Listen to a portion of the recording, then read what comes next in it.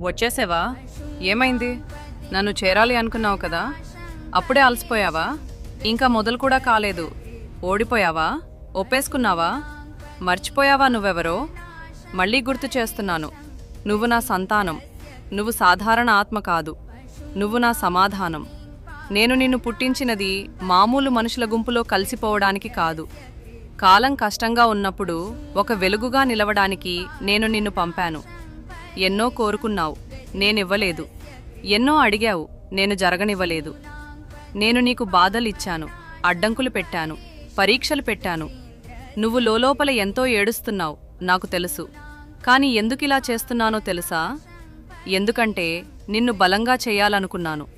నీ ప్రతి కన్నీరు, నీ ప్రతి కష్టం, నీ ప్రతి ఒంటరితనం అన్నీ ఒక్క దిశగా నిన్ను తీసుకెళ్తున్నాయి, నా వైపు.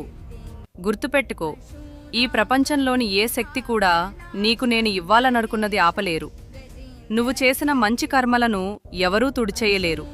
నీ హృదయం నిజమైనదైతే, నీ మనసు స్వచ్ఛమైనదైతే, నా మీద నీ భక్తి నిజమైనదైతే ఎవరూ నిన్ను ఆపలేరు. అలా ఏడుస్తూ బాధపడుతూ కూర్చోకు, లేచి నిలబడు. నీ సమయం రాబోతుంది, ఇక ఆగకూడదు. ఎవరి ముందు తలవంచకు, ఎందుకంటే నీ వెనుక నేను ఉన్నాను. నేను నీతో నడిస్తే దారి కూడా నీవైపే వస్తుంది. గమ్యం నీకోసమే ఎదురుచూస్తుంది. నీ తలరాత కూడా తనను తాను మార్చుకుంటుంది. ఇంకా అలానే కూర్చుంటావా? లేచి పోరాడతావా? నన్ను చేరడం అంత సులువు కాదు, అర్థమైందా? శివయ్య ఆశీర్వాదంతో, కష్టమైనా సరే ఇష్టంతో ఈ వీడియో చేశాను.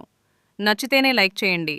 నా కష్టం మీకు కనిపిస్తే, సపోర్ట్ చేయాలి అనిపిస్తే నా ఛానల్ను సబ్స్క్రైబ్ చేయండి. బలవంతం కాదు, మీకు అర్థమైందా?